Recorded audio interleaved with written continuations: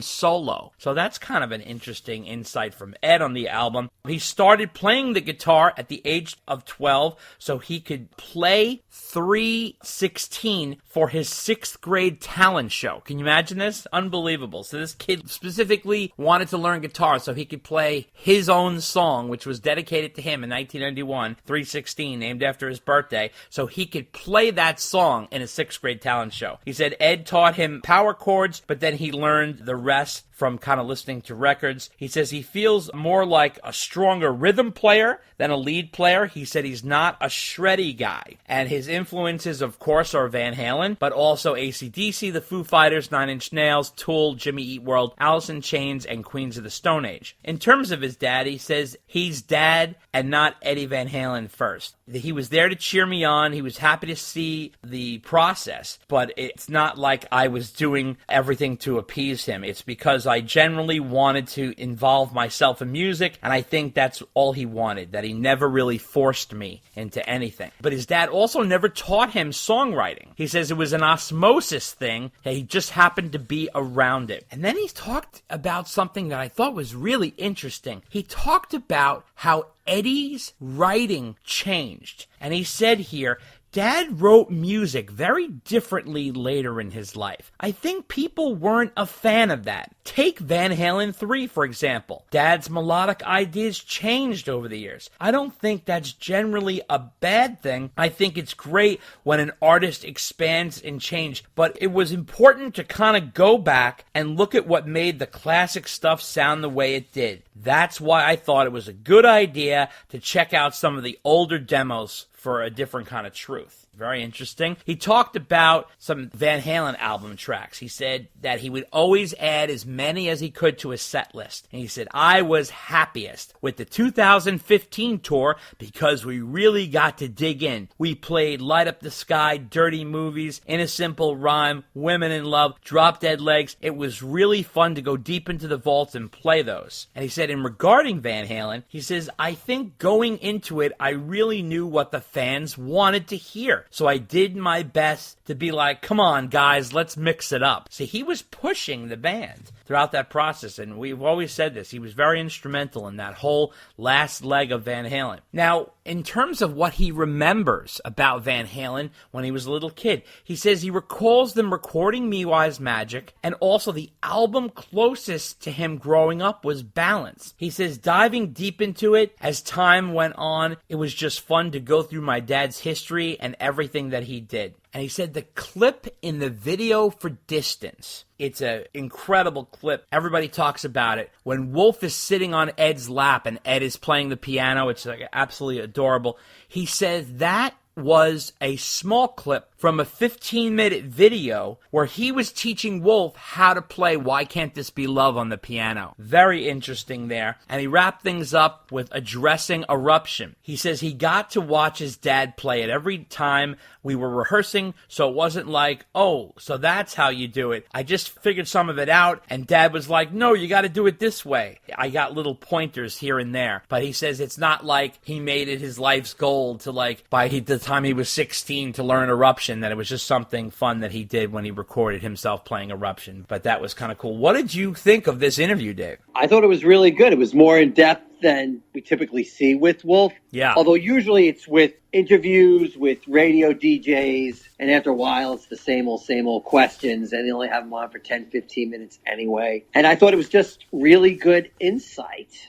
on what he likes, his influences, and things like that. It was a very pleasant read. Good interview. Yeah, it really was. I tell you, there was some good crunchy stuff in there that we didn't get before, so kudos on that. Speaking of an interview, Wolf also did an interview with KAAOS TV, and he says, if there's one thing I don't like is music elitism. There is something good to be found in everything, so blocking yourself off like that, you're kind of doing yourself a disservice, because you can definitely find something to enjoy other than what you're comfortable with. And he talked about his favorite bands, and he says he even has a favorite German band called the Intersphere, which he's really getting into. And everything else in that interview is pretty stock. Mammoth also released some more dates. They're doing a whole bunch of festivals, Dave, in September. So these are a lot of the radio shows. Buzzfest at the Cynthia Woods Mitchell Pavilion in Woodlands, Texas on September 4th. And he's playing with The Offspring, Chevelle, POD, Candlebox, and Aaron Jones. Then he's playing BFD 2021 with The Offspring, Chevelle, POD, Candlebox at the Dos Equos Pavilion in Dallas, Texas. Then on the I'm seeing a pattern. Yeah, I know.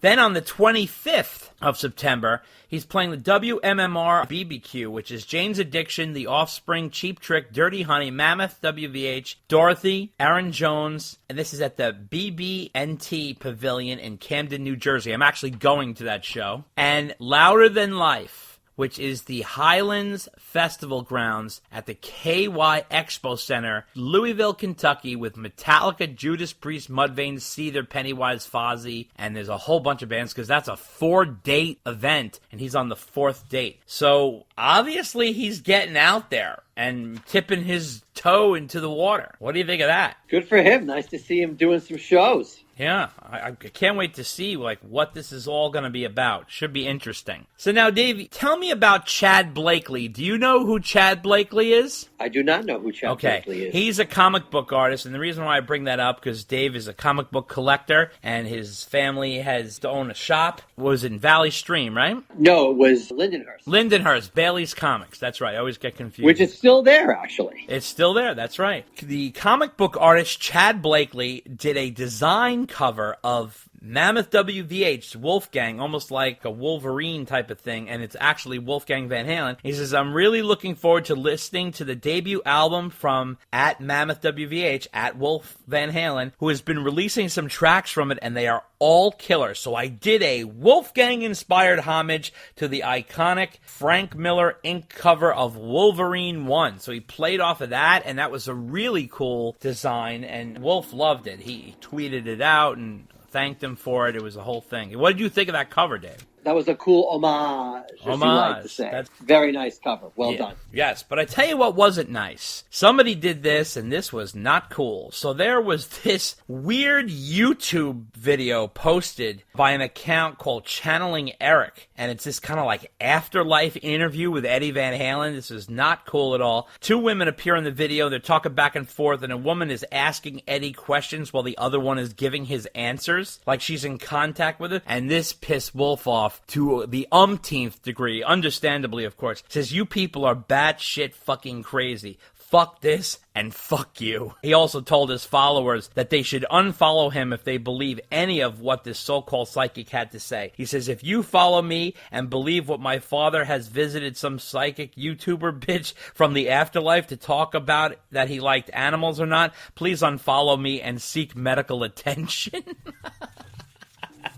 So that Don't hold back, Wolf. Oh no, you know him. His fangs come out. Remember, he is a wolf. So it was wrong and it was disrespectful. I mean, that is just unbelievable. I don't understand why anybody would do something like that. I mean, take into consideration, I understand they're trying to be kitschy and cute, but there's people that just lost somebody and it's just gross. But on the other side of things, this was kind of a fun thing. Valerie did the season premiere of Valerie's Home Cooking on the Food Network. And what did she do? She did a movie night motif where she invited Wolf and his girlfriend, Andrea. She cooked for them and was having them over to watch a movie. And she made this incredible meal. It was, oh my God. And I'm dieting and it was making me crazy. It was so good. So it was these pickle-brined fried chicken sandwiches with pickle slaw, onion ring wedge salad with homemade ranch, and movie theater bark. Oh, it was so fucking good. It was killing me to watch this thing.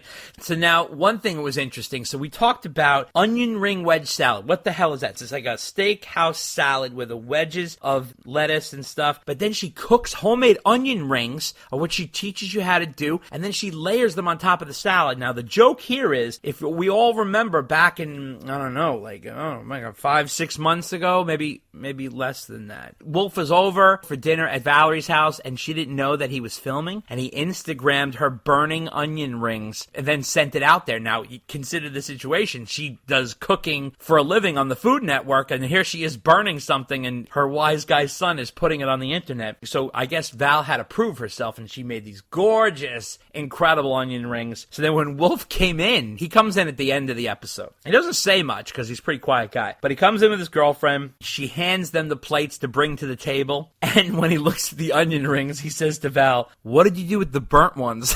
And she pushed him out the door, which was really funny. And then when she served it, and she's like, "Oh, here's a salad," and he goes, "Oh, that's what they're supposed to look like." So he's a real wise guy. He loves to kind of rib his mom a little bit there. It was really kind of funny. And then she also made this incredible chocolate bark where she made homemade chocolate, and then she put movie theater candy, bits of movie theater candy in the bark. So there's like little gummies and little Kit Kats, and oh my God, it was insane. So Valerie continues to be the best. She's unbelievable. I think she's incredible. Did you see this, David? No, I didn't get a chance to see it, but it sounds delicious. It does. It sounds delicious. And we all know why you didn't see it. You want to explain why? Because I don't have cable. And you don't have cable because? Because I don't watch cable. Because you're a cheap bastard. Well, that's true. But I honestly don't. The reason why I'm cheap when it comes to that is because I really don't watch a lot of TV. No, I know. I'm teasing. I just love to call you a cheap bastard whenever I get a chance. I wouldn't want you to miss a golden opportunity. I can't help it. It's an old habit. Die hard. Your old habit. No problem. I know you can't make that kind of joke with your other podcaster. Oh, that was a rabbit punch right in the side kidney. Oh my God. Oh, you see, I knew it was gonna come back to haunt me in one way or another. Oh, you always gotta toss it in my face there. Oh, of course. All right, that's score one for you. You got one up on the board. Congratulations. Well, another thing that was really kind of cool was in the Total Guitar issue. It's definitely worth picking up because they had a whole bunch of other Van Halen things, a lot of gear stuff. Obviously it's a guitar magazine, so they're going to have a lot of gear stuff. But they had some interview with Mick Jones. Mick Jones, the guitarist and founder of Foreigner, and he is also the co-producer of 5150. So they wanted to discuss with him his experience with Van Halen. He opened up here more than I've seen him before in the past. I wanted to bring this up. So he said he got the job co-producing Van Halen's album through his relationship with Sam. And he said that Don Landy, there was a little concern at first and that it took a little bit of massaging, he said, let's say. He didn't get into the dirty, gritty details of that. As we all know, that got a little hairy. But he said that he wanted to branch out a bit, so co-producing Van Halen was viewed as a nice challenge for him. But he said when Sammy picked him up at the airport, he prepped him. He says, this goes a little bit higher and crazier than you and I are used to. So, him and Sam are definitely guys who live a nice high-end lifestyle. They're very well put together with clothes and homes and cars and all the stuff that they do, which is fine. But he said, buckle your seatbelt, because he was preparing him for what he was going to face at 5150. He described, and remember, Mick is an English gentleman, he described 5150 as funky. He said it smelled of smoke and beer, and he said it wasn't the cleanest or most hygienic place I've ever spent time in. It definitely had a sound and a vibe. And he said when he got there, because everybody always wonders about Mick Jones. There's always been rumors, he came in at the end. You know what I mean? He was hardly there for the whole thing. But he said when he came in that they had demos going of the songs. They didn't have Dreams. And he says, I really brought something to that song, meaning Dreams, especially Sammy's vocals. I worked very long and hard with him on that, and he told me it was one of his all-time favorite performances. He was singing so high that he was hyperventilating and almost passed out. I really pushed him, but we got it. And he says he thinks that the band really wanted to show David Lee Roth that he wasn't indispensable. So I think he's expressing that band had a drive and a goal with that album, for sure. Now, when addressing the song Get Up, he said, I never heard anything like it in my life. it sounded like 4 guys fighting inside the speaker cabinets, beating the shit out of each other, which is a good description for that song, for sure. He also said that he didn't really offer Eddie any guitar suggestions. He said he was so talented, so there wasn't a lot I could add or suggest performance-wise. But he said he just gave him some partial advice on songs,